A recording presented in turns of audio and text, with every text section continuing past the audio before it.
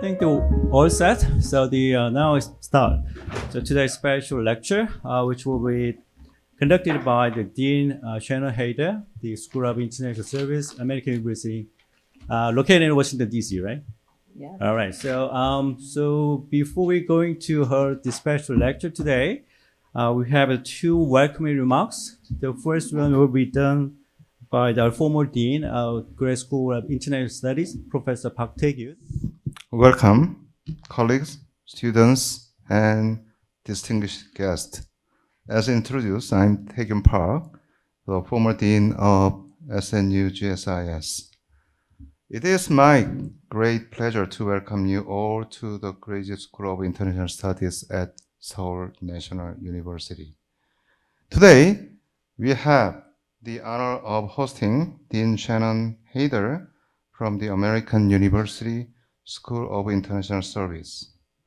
We would also like to give special thanks to the co-host, the Institute for Peace and Unification Studies of SNU. The Seoul National University Graduate School of International Studies provides an integrated multidisciplinary education to its students from around the world. Actually, every year we have the new Korean students around the 80 and also 80 the international students every year. We prepare them for the leadership roles in government, international organizations, NGOs, multinational corporations, media, think tanks, and academia. The faculty comprises experts in the international development major, commerce major, cooperation major, the international area, and Korean studies major. I'm now in the Korean studies major. Since its establishment in 1997, SNU GSIS promotes the mutual understanding, peace, and prosperity regionally and globally. As members of the APSI, Association of Professional Schools of International Affairs, both the American University, the SIS, and the SNU GSIS are dedicated to cultivating leaders who can navigate the challenges and serve the global community based on human dignity.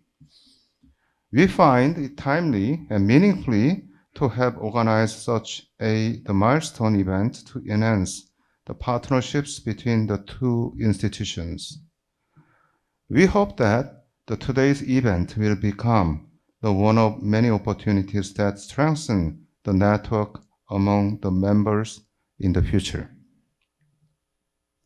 As we all have experienced, the COVID-19 pandemic has affected every country in the world, including both South Korea and the United States.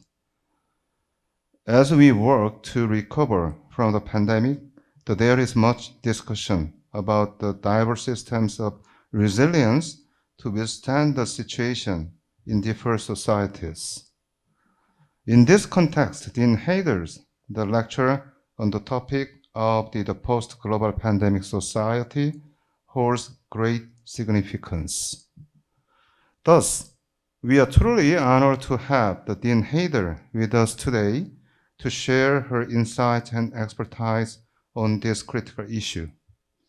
We believe her experience and leadership in the field of the international affairs will be an inspiration to us all.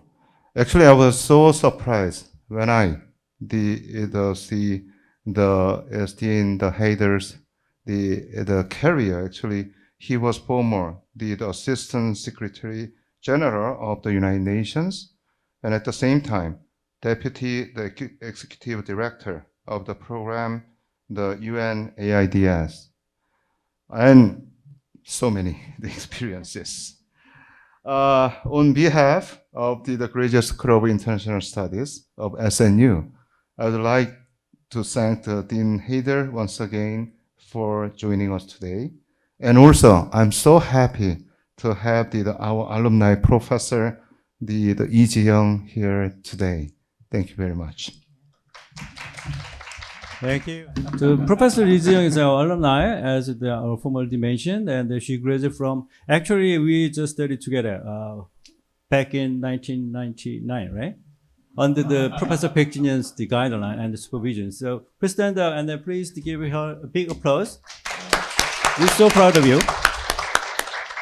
Okay, so actually this special lecture is co-hosted by our school, the Graduate School of International Studies, and also Institute for Peace and Unification Studies. So we have another welcome remark will be conducted by our director. So also he's now the Dean of the Liberal Studies. So please join me with a big applause for his. Thank you, Professor Kim. I will do very brief welcoming remark because Professor Park already has a good welcoming remark, so I'll do very short. First of all, on behalf of the Institute for Peace and Unification Studies of Seoul National University, I would like to welcome all of you to the 92nd Unification Studies Forum. Officially, for the IPUS, this event is the 92nd Unification Studies Forum. The Institute for Peace and Unification Studies, which was established on April 12, 2006. Actually, tomorrow is the 17th anniversary of our organization. Has conducted for the last 17 years, has conducted various research projects focusing not only inter-Korean relation and North Korean issue, but also on global peace issue in general. Under the motto of pioneering dialogue, research, and action for unification and global peace, we at the IPUS have also hosted many conferences, forums, seminars, and so on. Today, for the 92nd Unification Studies Forum, we invite Dean Hader of the School of International Service at American University. Professor Hader would give a lecture under the title of Global Pandemic, More Than Just Microbe, Dialogue on Systems, Social Enablers, and Political Will. I think this topic is very relevant for understanding contemporary global issue and would give us a good chance to think about the world after COVID-19. I hope you enjoy today's forum. Finally, I would express my sincere thanks to Professor Hyun-Chul Kim, Dean of GSIS, and Professor Taekyun Park, former Dean of GSIS, and staff, student of Graduate School of International Studies for coordinating and preparing all the arrangement. Thank you. Oh, thank you very much, Dean and Director. IPUS and also Liberal Studies, SNU. Thank you so much. All right, so now we're gonna go to our main business. So before we invite Dean Hader to give a special lecture, I'm gonna very briefly introduce, her very long list of the following experiences. So Shannon Hader, she received the MD, medical doctor from Columbia University. And then the former assistant, already our formerly mentioned, the Assistant Secretary General of UN and Deputy Executive Director of Programs at the Joint United Nations Programs on HIV/AIDS, UNAIDS, and a prominent leader in the fight against HIV/AIDS in the US and globally. And now is the Dean of the School of International Service, American University. As I said, located in Washington, D.C., because I just studied Washington, D.C. Besides, I got a PhD. All right. So before accepting the position at the UN, Dr. Hader served as many different positions. To name a few, the Director of Division of Global HIV and TB at the Centers of Disease Control and Prevention, CDC. And also they served as Vice President and Director at Futures Group International, and also as Senior Deputy Director of the HIV/AIDS, Hepatitis and STD and TB Administration at the District of Columbia Department of Health. So many things. So that I cannot summarize all the different experiences she just got. But I'm going to highlight today's topics, the global pandemic, and a very long title, right? Two different subtitles. So the first one, more than just the microwaves, and the other point is she would like to highlight during her lecture. So we can learn many things from her former experiences. about what is the reason cause of global pandemic and what kind of responses or maybe the common collective action to tackle against the emerging issues such as the global pandemic, and then what is the next step, how we can prepare together, and also the SIS or GSIS will work together, what kind of roadmap you can just propose today to students, and then after that, we have the Q&A session. So you prepare yourself to make some of the questions, very harsh questions, and then we can enjoy the Q&A session after that. All right, so without further ado, so just go ahead with your special lecture. You can stand or sit. I will stay sitting Okay. if that's okay. So thank you so much. What a warm welcome. It's really such a privilege to be here. I am indebted to your alumni, Professor Ji-Young Lee, who is my professor and my colleague. So it's really a thrill to be here. And just from the introductions, I have to, note there are so many compatibilities between our different schools. The AU School of International Service is very much a multidisciplinary, interdisciplinary school, as are you. And that's sort of partly what's driving my speech today. It's sort of unusual for an international studies school to have a medical doctor as a dean. And I think it really is a testimonial to this idea that it is an interdisciplinary world that we come up with interdisciplinary solutions that matter. Second, there's a unique characteristic of our AU School of International Service in that we were founded with a mission to wage peace. So it's fitting that this is co-hosted by the Institute of Peace. And that was grounded in the idea that peace is not just the absence of war. It is the concrete actions that we take every day to positively impact humanity. And we live that through our interdisciplinary system today as peace through action, peace through health justice, peace through climate justice, peace through foreign policy, peace. So I think it's very fitting to be co-hosted by you all today. So thank you. Just to start a little bit about me. To lay a context for where I found myself in 2019 and how when I went to Geneva to deal with one pandemic, we really all ended up dealing with more than one pandemic at the same time. I am a first generation university grad. And when I went off to university, I sort of thought I wanted to be a medical doctor, but I was also interested in the rest of the world. I was interested in international relations and social justice and economics and human rights. And it was really lucky for me that I found something called public health that actually put those two things together. And so I went to medical school in order to do public health. And because of the generation I am and the timing that was, I went to university in the late 80s in San Francisco. And medical school in the early 90s in New York City, which were two epicenters of the HIV epidemic. And so for someone who is interested in medicine and infectious diseases and social issues and justice and political will, of course I became an HIV/AIDS doc. It was just very obvious at the time. And so in 2019, I answered a call to move to Geneva, join the United Nations, and to help, at the time, what we thought would be help chart the way for multilateral organizations for this next 5 years of the global HIV/AIDS response.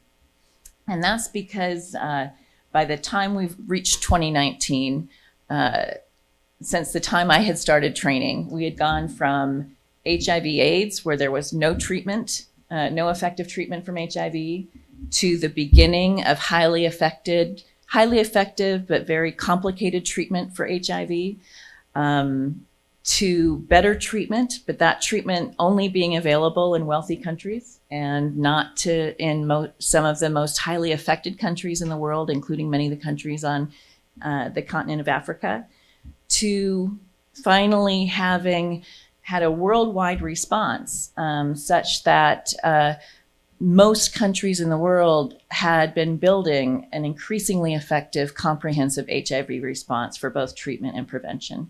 So 2019 was a year before 2020, when one of these 5-year time points that the United Nations needed to report back to member countries on progress against the global HIV fight.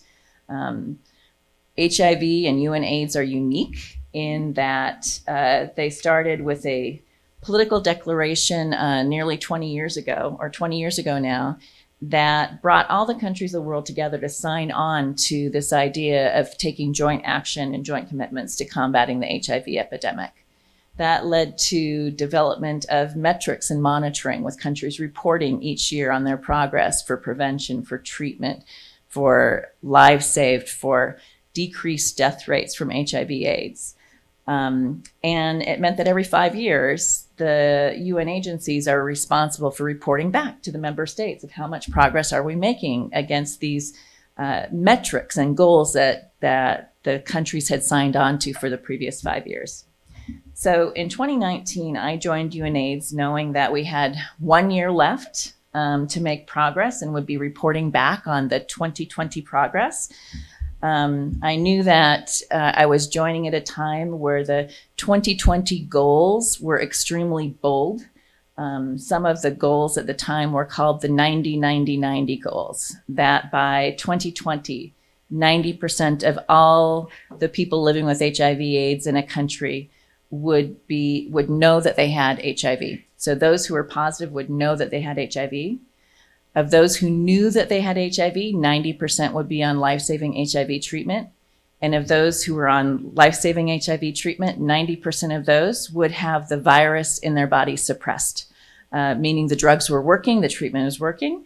And as we know now, if the virus in your body for HIV is suppressed, you also can't transmit HIV to anyone else. So it's a huge benefit for prevention as well.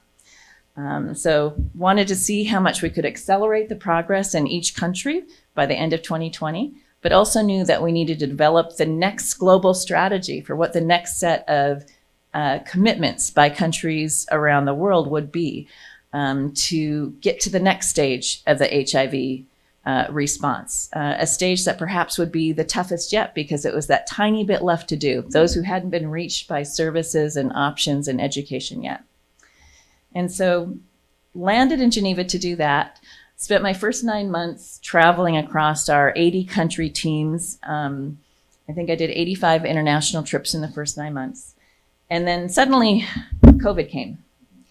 And for those of us that were working in HIV in Geneva and in the UN system, we suddenly saw really 3 different lanes that needed to be addressed. Number one, during COVID and the responses that were starting, what did people living with HIV/AIDS need so that we wouldn't go backwards in the fight during this second pandemic that was layered on top? Second, how could we take lessons learned from over 30 years of responding to HIV, a major global pandemic, and share those lessons with the COVID-19 response to try to, learn and build and not make the same mistakes again. And then I think third is, and for countries that had a strong HIV response to a large HIV epidemic, how could we leverage the systems and the people to respond to COVID who had already been trained and there to respond to HIV/AIDS? So those are sort of the 3 prongs that we were suddenly jumping into at the same time. And I think we learned one of the first things, particularly with that lessons learned from HIV, but also in terms of how to make sure people living with HIV got what they needed during this time of COVID-19, and also with the how do we build on that infrastructure and systems that are there to help those systems respond to COVID-19 as well. One of the first elements that we promoted loudly as UNAIDS was the role of community-led organizations. Because one thing that we found throughout the HIV response is that to have the trust and the credibility with the communities that needed to respond to a disease, oftentimes what was needed is to have leaders from that community be in charge and full partners in that response. So community-led organizations in the HIV response has always been under the mantra, nothing about us without us. It came from advocacy within oftentimes marginalized communities that said, we know best how to reach our own people. And you need to work with us so that together we can prioritize, we can deliver, we can resolve problems in ways that are going to work for the community. And so community-led organizations, organizations led by people living with or affected by a specific disease, and serving communities of people living with or affected by that same disease is a huge part of the positive infrastructure of what we learned from the HIV pandemic. And it's meant using community-led organizations, yes, for direct service delivery. So who can provide education or counseling or testing or treatment or follow-up or accompanying you to the healthcare system. But it's also meant having community leaders and community-led organizations at the decision-making and policy tables, being at the seats of power with other experts and helping determine not just what the policies would be, but how to implement those policies in ways that are helpful to communities and not harmful. It's also meant having community-led organizations empowered and funded to work on accountability. Is what's been promised for the community actually being delivered at the community level? What is that monitoring and evaluation where you can say, yes, they said there'd be masks available, and you know what, there are masks available. Those kind of things. So in that sort of one of the first things of saying, like, what are some of the lessons we can promote? That role of community-led organizations and promoting that, trying to create spaces for that was fundamental to the work that we were doing as that dual response. I'm going to jump a little bit to the end of that story, say, so how did we do on these areas, not just the community-led response, but these areas of systems and social enablers and political will, as we tried to both respond to the HIV pandemic, keep from going backwards during a second pandemic, and also leverage the infrastructure and the knowledge to this second pandemic? How'd we do? And I would say it's probably a pretty mixed bag. On systems, what did we see? Well, we saw some good things and some bad things. For systems of service delivery, let's say, for HIV, we actually saw, in some ways, some acceleration of best practices that had been being promoted for a long time that had had spotty uptake before COVID. What are these best practices? We found there were evidence-based ways to reach people that required less bureaucracy, that put more power in the hands of the people being served. That included things like, how do you use telehealth instead of just in-person, face-to-face services, so that people had more flexibility in how they could access clinical services. It meant things like multi-month dispensing. HIV is a chronic disease. In many countries, you would still have to go to the clinic every 2 weeks or every 4 weeks to pick up your medications, even though the recommendations were, gosh, can we get people 3 months or 6 months worth of medications at once to take home so that you don't have to go back to the clinic and use that clinical time all the time. Issues like self-diagnosis, being able to provide self-testing kits for HIV rather than having to go to a professional or an expert or a site to get them. And issues like what we call task shifting, allowing services to be deprofessionalized and provided by lay providers when appropriate.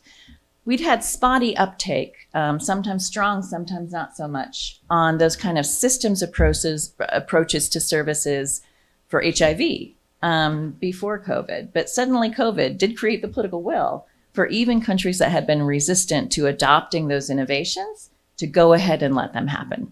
So that was actually very intense, but very exciting to suddenly have not just 2 countries allowing patients to pick up 6 months of drugs at once, but nearly all countries allowing patients to pick up multi-months of drugs at once.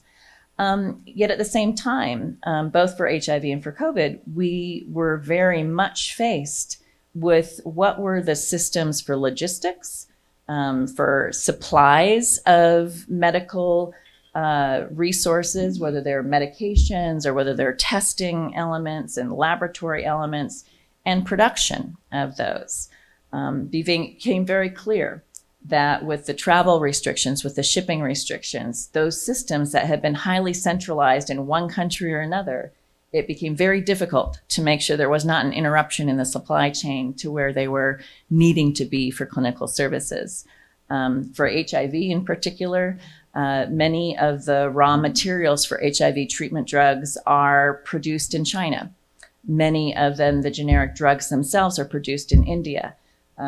You can imagine during COVID-19, the interruption of supply chains from both of those areas really threatened where most of those drugs were being used, which was the continent of Africa.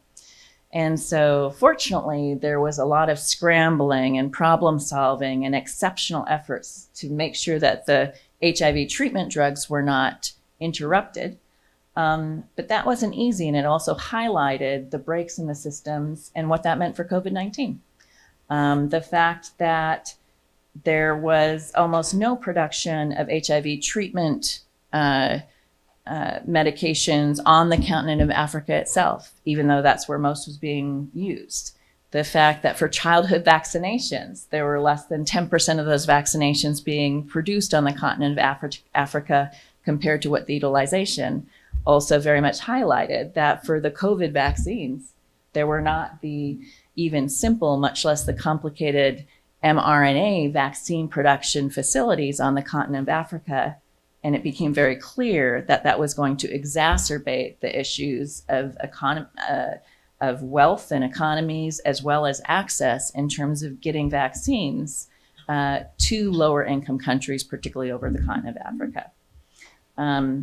That hasn't been fixed. We did not resolve that. But I think for the first time under the COVID-19 discussions, that issue of production capacity and logistics in the sites, on the continents, in the countries where those products are being used has been elevated, and it's gotten new investments for the first time that were not there previously. What about social enablers? What did we see with that? I have to say, at the beginning, early on in the COVID pandemic, when it became so evident, I think, in many countries around the world, that the impact of COVID and the impact of many of the restrictions, whether they were travel restrictions or social distancing or even hand washing capacities, it became so evident in nearly every country that there were disparities within countries about how those recommendations and how the ability to comply with recommendations affected people. Not just disparities between countries, but within countries themselves. In the United States, good examples are maybe certain folks, a lot of folks in decision-making roles could stay at home and work from home. But if you were a bus driver, if you were in informal markets, your ability to stay home and still get an income was almost nothing. And in fact, for essential services, really in many ways, it was the lowest paid people who were also deemed essential to continue those public or private services that again were then disproportionately exposed to COVID-19 and oftentimes had disproportionate risks. So in one sense, as a longtime HIV doc, we thought, now people are going to get it. They're going to get the idea that we are not equally affected by disease, that our social conditions, our abilities to respond, our access to health, to services, to information is vastly different within a society. And so the solutions can't be just one size fits all. You might have to invest more and more intensively in communities that have less access and more complications. And I think that became very obvious, and yet we still didn't do a great job of responding to that under COVID-19. We didn't solve that problem. One of the first reports we put out at UNAIDS in terms of how do you leverage the learning from the HIV response to COVID was early on in, I think, March or April of 2020. And it was at the time where travel restrictions or stay-at-home restrictions and many restrictions were being implemented in many countries around the world. And we did put out a how to have rights, human rights in an epidemic. And it was really building on the evidence of what had been learned through HIV that said, you know what, you can have restrictions, you can have public health restrictions in response to a pandemic. But to make them successful, to make it effective, those restrictions should have conditions. Number one, any restrictions should be evidence-based. They should make an impact on the disease you're trying to mitigate. Number two, they should be time limited, because what we knew from HIV is the nature of a virus, what you know about it, how you can mitigate it, how you can respond to it will change over time.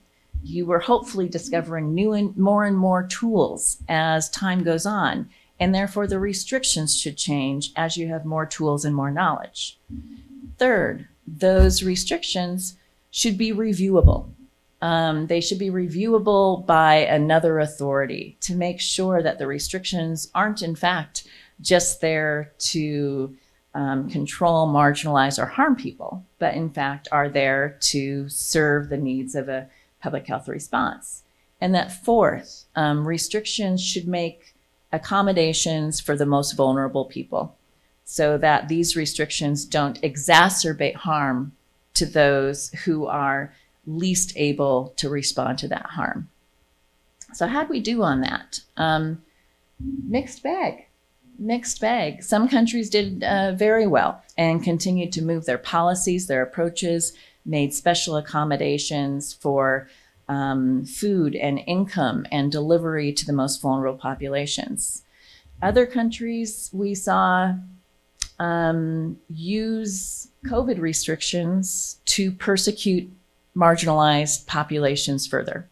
There were a couple of countries that I was working with in Africa who used the stay-at-home restrictions to do raids on housing for gay men because they said, see, you're not familially related, and we've got a public health law that says you need to be home with your family. So they would go in and arrest whole communities using the excuse of a public health law. So we had a real mixed bag on that. What else did we see in social enablers and how that did or didn't track? Violence. As we were still during the COVID pandemic, working on this next strategy for HIV, the 2021 to 2026 global strategy for HIV, for the first time we were incorporating numerical targets for what we called the social enablers, that less than 10% of countries would have criminalized laws against people at risk for HIV. Less than 10% of countries would have ongoing or less than 10% of people living with HIV would be experiencing violence based on gender or their HIV status. Less than 10% of people living with HIV would be experiencing stigma. And so those issues, particularly of violence and stigma, how did that translate during the COVID-19 pandemic? Well, we saw huge escalations in gender-based violence in many countries around the world. We were reminded that home is not necessarily a safe place for everybody, particularly young women and girls in a number of countries. We found not being at school, not having an educational safe space meant oftentimes young people were relegated to places where they didn't have protection or options or other ways to access supports under the COVID pandemic. Some countries mobilized some high-profile leadership support to try to counter that. The South African president, for example, started a nationwide initiative to call attention to gender-based violence and to help to invest in some programs to counter it during the COVID things. But in a lot of countries, this went unnoticed or uncalled out. Stigma. Country by country, and I guess I can use an example from the United States, even though I wasn't living there during this time. We saw stigma, fear, stigma, accusations of being a bad person being attached to so much of the COVID-19 response. If you don't want to have a vaccine, you're a bad person, as opposed to maybe that's a bad decision. I think what we know from public health data is stigma is rarely an effective public health response. Fear and stigma tend to separate people, isolate people, polarize them against what can be a community trust and a community-based response. So I think we saw that as a mixed bag, country by country, the extent to where stigma around COVID choices was escalated beyond what we had seen before. And then a lot of that responding, whether to the systems or the social enablers, was really about political will. And again, this is where we see the mixed bag. Did we see political will to address disparities and to invest more resources in the most vulnerable communities? Did we see political will to use and invest in some of the multilateral systems of response to be able to help address the overwhelming needs of COVID-19 and help distribute the access to treatments, to vaccines, and to other resources for mitigating the response across the world? I would say, sitting in a multilateral seat at the time, again, the response was spotty. We actually had the Global Fund for AIDS, TB, and Malaria, which is an independent fund that was set up about 21 years ago, at the beginning of the larger HIV response, to take in donor monies and to distribute them to lower income countries for evidence-based and effective programming for HIV, for TB, for malaria. They did absolutely accelerate their ability to receive COVID-19 funds and to get those funds back out to governments and community-led organizations very rapidly. I think they did an incredibly effective job without losing their main mission of HIV, TB, and malaria. At the same time, some of the mechanisms set up through WHO, the CTAP, and others to provide rapid access to treatments and to vaccines had a lot of meetings and had a lot of promise, but I'm not sure really delivered at scale on any of those promises. At the same time, there have been ongoing discussions about what the next pandemic fund should be and where it should sit. There's a new fund that's been set up at the World Bank that I'm sure will be part of the discussions this week during the spring bank meetings in Washington, D.C. But so far, the commitments to that fund in terms of billions of dollars are not huge. And I am worried that we missed the window of galvanizing investments in preparing and continuing to respond to this epidemic, but most importantly, preparing for the next set of pandemics, because we spent so much time talking about who was going to get the money and what the mechanism was going to be and how we created a new mechanism, that the political will to fund a sustainable fund is lower than it would have been a year ago. So I guess that's not a really rosy picture of how we did. It's a bit of a mixed bag. I would say that the picture of how the HIV communities managed to galvanize a response and not slip backwards was probably better than I had expected. Not to say that there weren't liabilities, but how we were able to not make the same mistakes for COVID and to lay the groundwork for the next pandemics, I think the jury is still out. I think it's still a little bit spotty and we have a lot of work to do.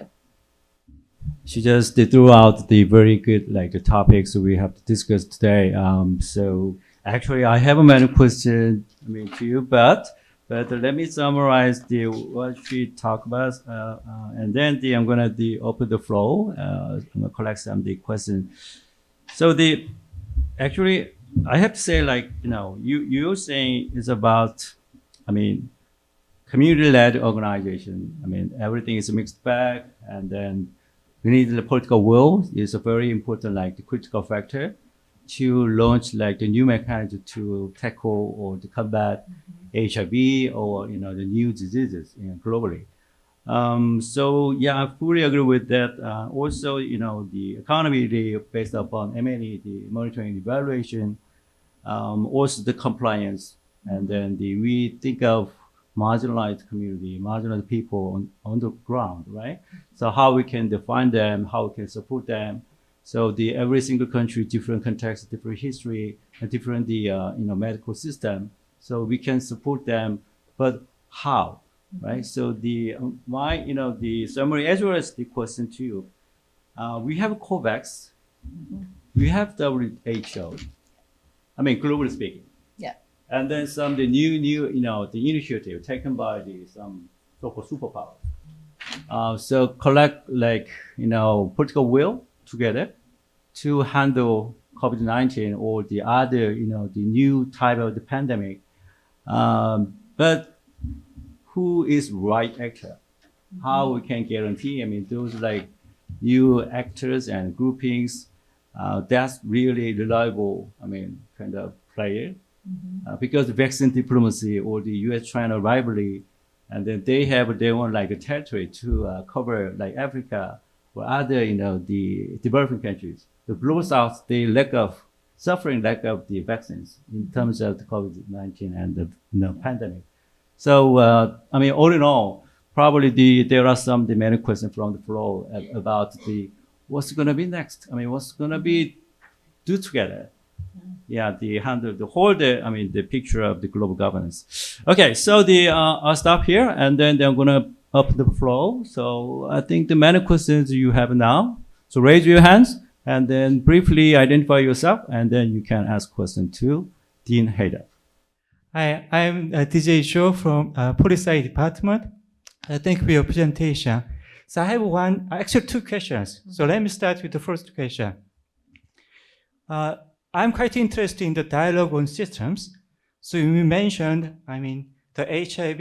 If you compare the population of HIV infected people and COVID-19 infected people, well, at the early stage of the COVID-19 pandemic, you may mention some marginalized people.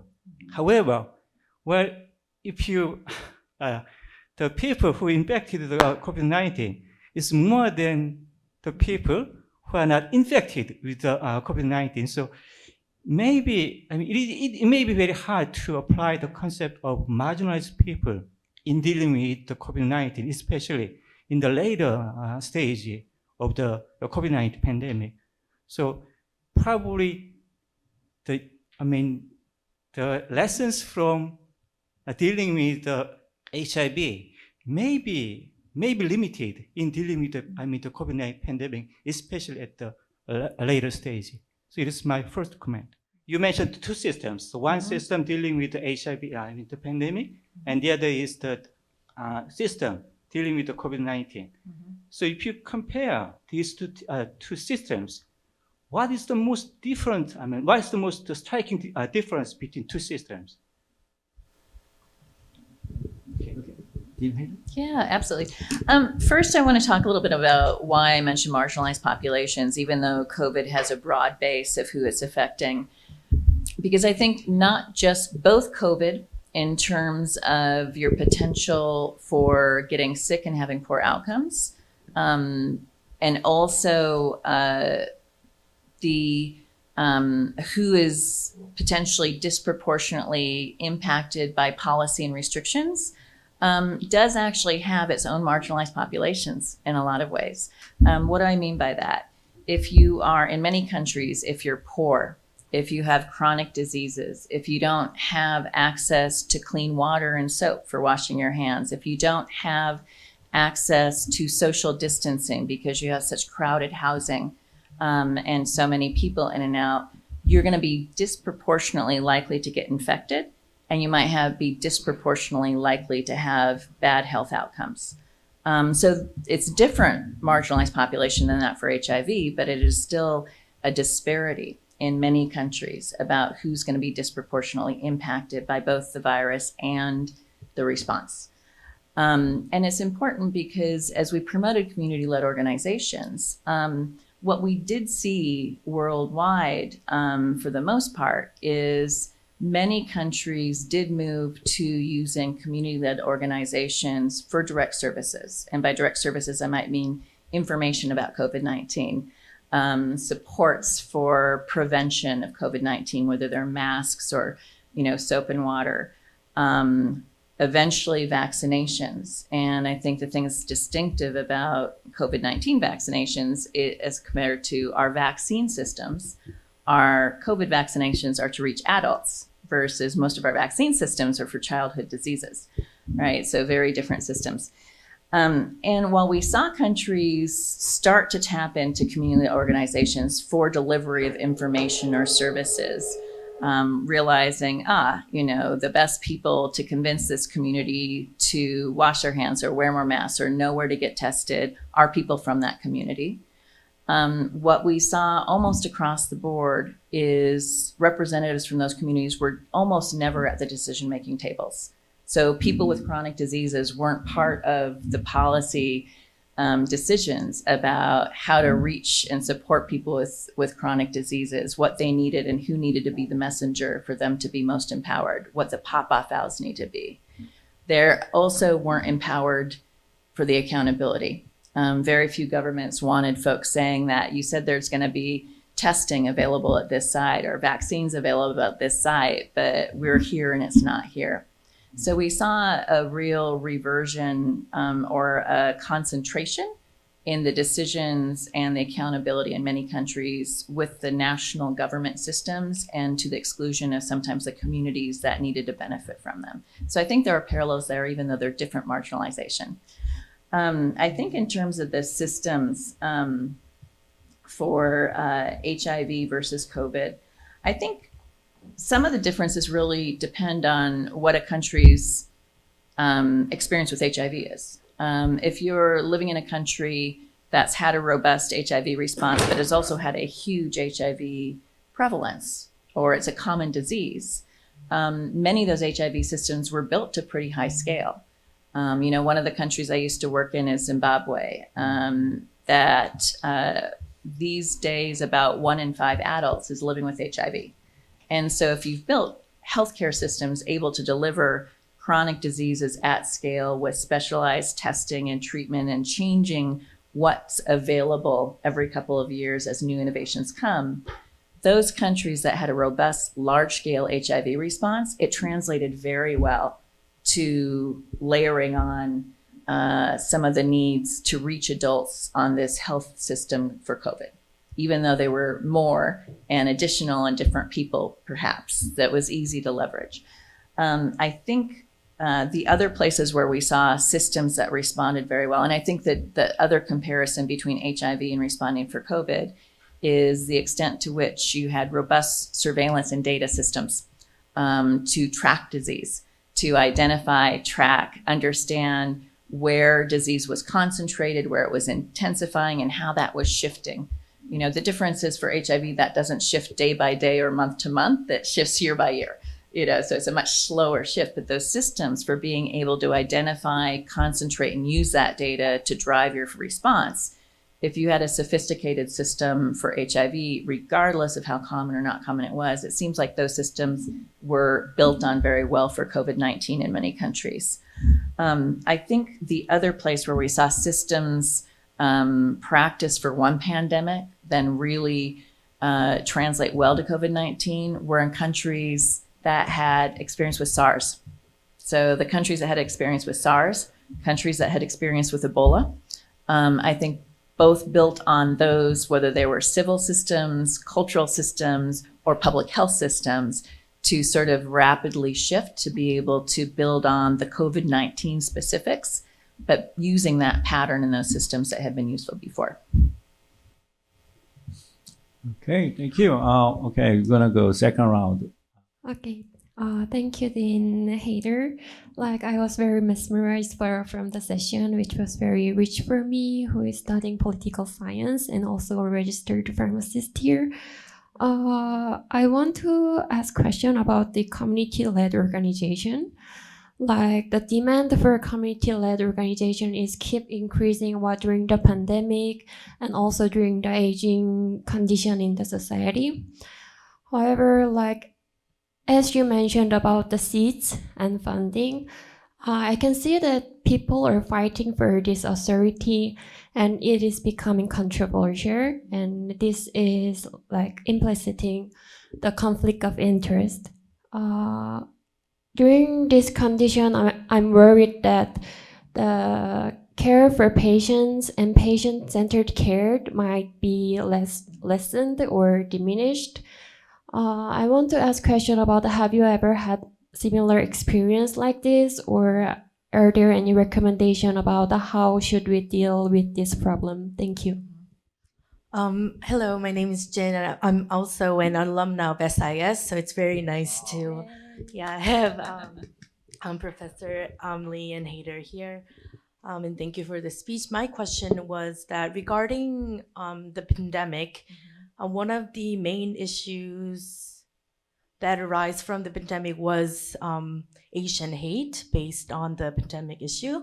And I was wondering what kind of measures that have been done on the side of UN or in your own experience regarding Asian hate, and also not only racial, but religion was also a big issue regarding public health. So I wanted to ask you about your experience or other programs that you're familiar with.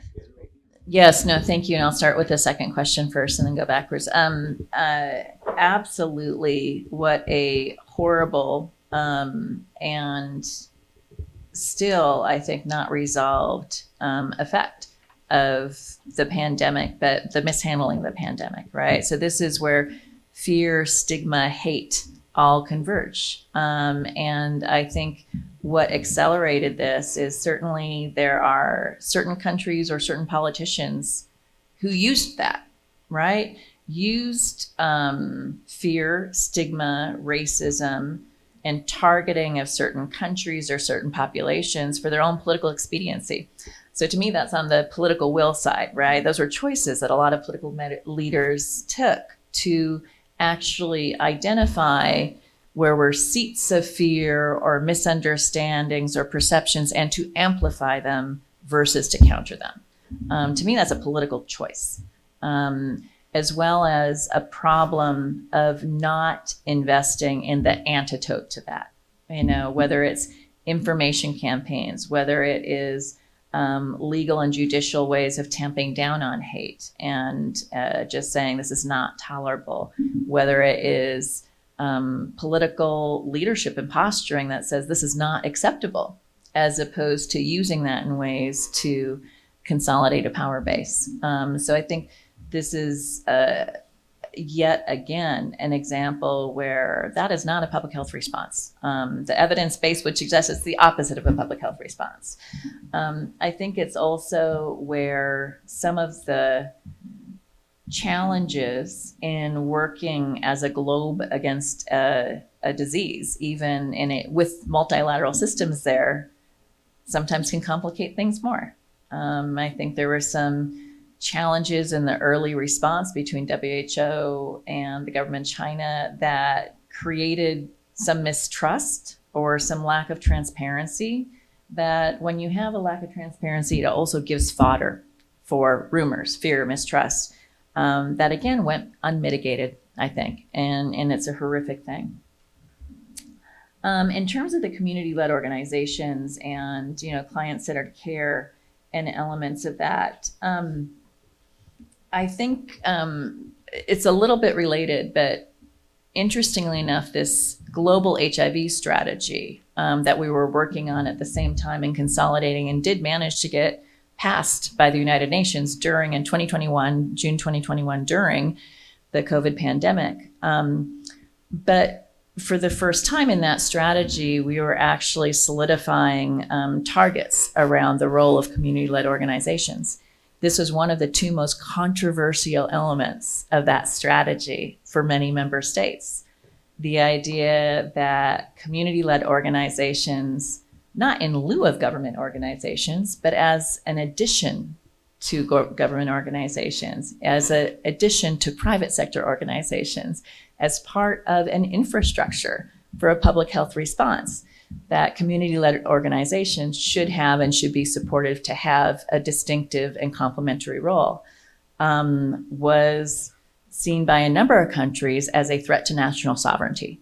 That empowering civil society, funding civil society versus putting all the resources and authorities to the government and being held by the government alone is seen as a threat. So out of the last 20 years, this was the very first global AIDS strategy that was not passed by unanimous vote of the member states of the United Nations. And there are 4 countries that voted against it. Russia, Belarus, El Salvador, and Iran. And one of their 2 main complaints were the community-led organization component.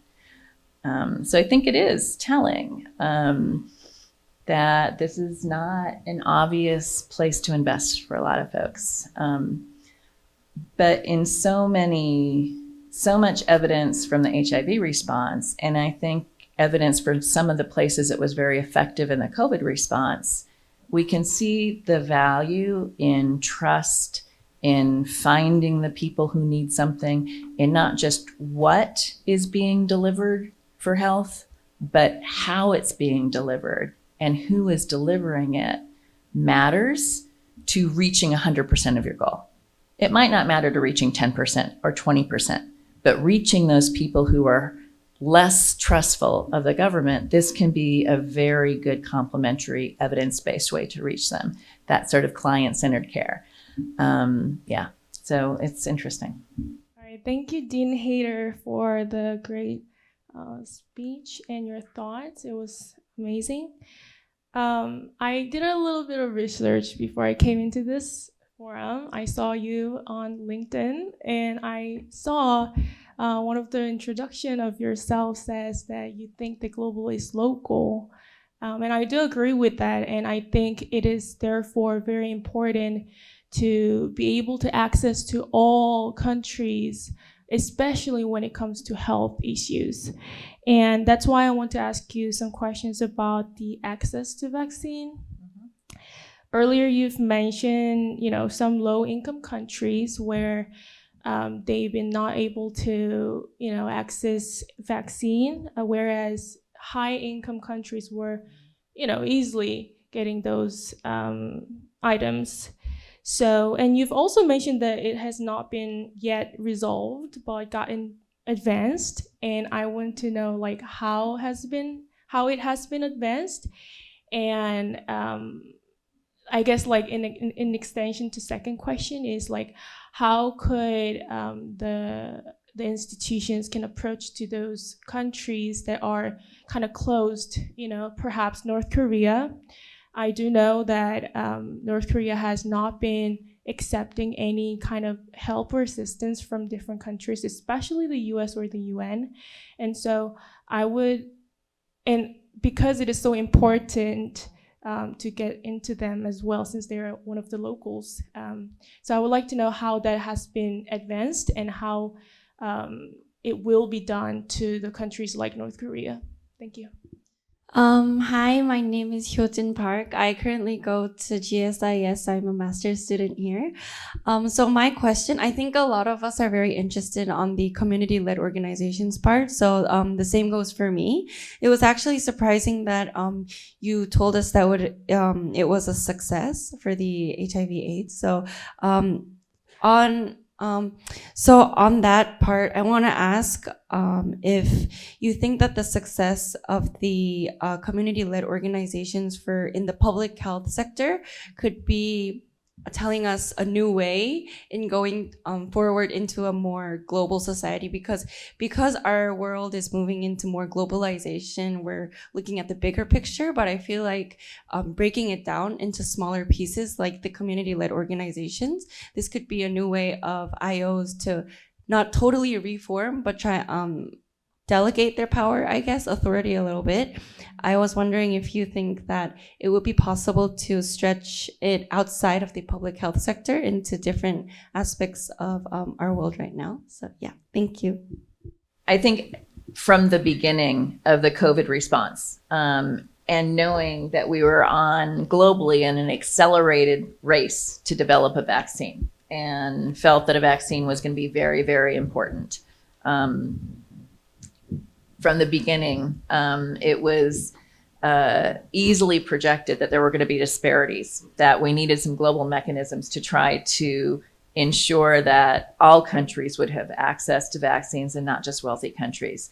And not even just wealthy versus non-wealthy, but you could be a wealthy country that has such a small population base that your buying power in some of these big contracts also wouldn't be there, right? You wouldn't have the market share, even if you had the money. At the time where scarcity and rationing of the global supply was an issue. So you could be marginalized in more than one way. And so I do applaud the work that went into standing up COVAX and CTAP and doing a lot of the thinking of how do we start to guarantee a minimal pool of distributable vaccines. In my opinion, a couple of things just didn't work out on that. Number one is it never got the volume of money support that would be needed to take it to full scale. To me, part of that also came with some of the original targets of COVAX in terms of what proportion of the population COVAX vaccines would cover was so low, it would help those who got it, but it might not help the pandemic very much in terms of minimizing ongoing work. And this is before we knew how effective vaccines were going to be or not, right? But I think third, even as, and third, when push came to shove, those with the lower buying power, those contracts just did not have the same sway as countries who were monopolizing the supply chain coming out of it, including the United States, let's say. But I think also, and this is what CTAP component of COVAX was intended to do, I think there was so much focus, as there should have been, on production and access to this potential vaccine, that there was very little investment in promoting the demand for and acceptability for vaccines at community level, right? Because you sort of need both. If you're ever going to have a vaccine or a product to be effective, you also have to have communities that want it. The problem is if you're particularly in a community or a country and you're a politician and you're not sure you're going to be able to get your hands on that commodity that you need, that vaccine or that product that you need, as a politician, you don't necessarily want to build expectations for something you don't feel like you can deliver on, right? And so we didn't have a mismatch, and we didn't have the same swell from the ground of calling for vaccines, because I think people were afraid to invest in both at the same time when it was so unpredictable. So fast forward, we're not really in a time of scarcity for vaccine productions anymore. We're also at a point where the criticality potentially for vaccination is a little bit lower based on multiple exposures and immunities to COVID.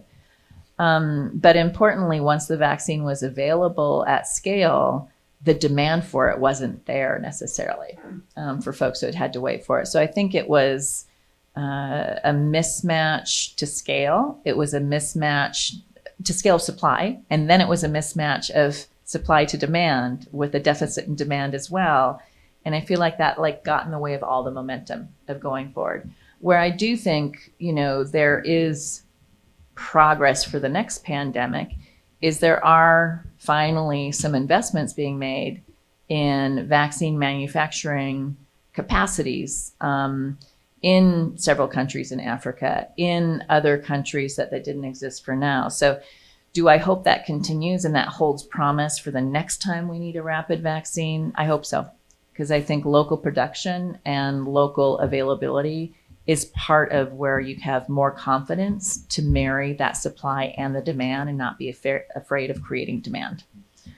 I think in terms of and just one other, I think, mention on that, on the global is local. To me, that also means that when I look at global health, I am definitely interested in the comparisons across countries but I'm also interested in the comparisons within countries. And I think sometimes we have more solutions that are generated when we compare our solutions within countries to each other, or disparities within countries, than when we're just looking across. For me personally, in my career, it meant when I had finished spending 3 years working at Centers for Disease Control and Prevention, our US CDC in Zimbabwe, where together we helped support the ministry and faith-based organizations and civil societies to go from fewer than 400 people on HIV treatment to 40,000 people on HIV treatment in 3 years, to 80,000 the next year, to 1.2 million now. When I moved back to the United States, I moved back to Washington, D.C. And I found out Washington, D.C., our nation's capital, had the largest and the worst responded to HIV epidemic in the entire country. And this is our nation's capital. I mean, I'm talking to political scientists, so I can say it takes a democracy to have your nation's capital be the biggest disaster, because any, dictator worth their weight in gold will make sure that that capital is a little bit higher profile than that. So I ended up then quitting the feds and joining my local city government to help transform the HIV/AIDS response. And you know what? Many of the things we did were things I'd already been doing in Zimbabwe, and that we were so far behind. So that ability to compare what's working, what's not working, see your own deficits, and then to borrow from each other's solutions, or to compare notes on different contexts or same contexts, different issues, contests, same issues, and how you solve it. I think we get smarter when we look both across and within for our comparisons. So that's some of the global is local for me. Community-led organizations. I think one of the thinking about World Bank and IMF and multilateral mechanisms, and maybe just comparing that a little selfishly with the Global Fund for AIDS, TB, and Malaria. The Global Fund for AIDS, TB, and Malaria was set up in a way, and this is controversial, not everybody likes this, was set up in a way so there is a national, what's called CCM, country coordinating mechanism, which, yes, has the Ministry of Health on it, also has NGOs on it, also has advocates on it, and collectively they pull together what the application for funding is and how it's going to be spent. And that is almost like a board that then oversees the implementation, has transparency about performance. And with that, it means the Global Fund monies, yes, can go directly to governments, but they also go directly to civil society in many cases, so that it's not funneled through the government to civil society necessarily. When we as UNAIDS started working with World Bank under the COVID-19 to try to have some pilot programs for community-led organizations for COVID-19, our one thing that we agreed to work on, and it didn't work, it didn't happen because it just lost its momentum each step of implementation, was that for the first time, some of these special COVID monies would go from World Bank directly to some community-led organizations, as opposed to through the government to whoever. We were not successful. We were not successful as much as anything, not because there wasn't a leadership agreement to try this as a pilot, but each step along the way, on the program planners to program officers, that they were so used to the old way of doing business that you'd find out, you'd get down to finally getting ready to give out the money, and it had gone back to the governments only. So I think it even shows on these large organizations how hard how difficult it is to create an exception or a new momentum when it's so hardwired. So I think it is the nature of how these institutions and funds are set up, is that they are owned by member countries and they're for member countries, and that generally means the government, the state level government, right? The national government of countries. And oftentimes it also gets in the way of funding getting to subnational levels of government, cities or counties. So it's a quandary. Hello. So first of all, thank you so much for this lecture. So I am a student here of Korean Studies at University SIS, and I am originally from France. So I was wondering, as someone from France and also as someone studying Korea, if there was anything done in particular for countries which on the surface seem to have done well with COVID management, but truly, when looking at what actually happens, had this layer of bureaucracy that kind of hindered a better COVID response. So, for example, just for the case of Korea, in which we are today,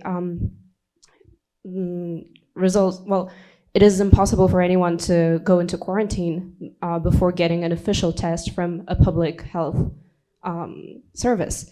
And so at-home tests are not recognized, and people are allowed to roam freely and also, well, in a way, have to get the groceries and things like that. So I was wondering if something was done to counter those problems, because of course I do believe that those more developed countries managed to respond to COVID much better than those that did not have the means. However, there was still room for improvement. I was wondering if anything was done for that. Yeah, and especially another thing which I remember back from when I was in France, when France received its first batch of vaccines, a large quantity of them were thrown away because many people did not get vaccinated. And I was wondering if any sanctions had been made on countries which wasted precious resources in those hard times. Thank you. Yeah, I don't have easy answers to that. I can say there haven't been sanctions for wastage. I don't know what the mechanism would be. You know, you wish it was, but to me, this was very aggravating on so many levels. And in some ways, understandably, but I just find it frustrating that there was so much more focus put on the production and awareness of scarcity, and I think it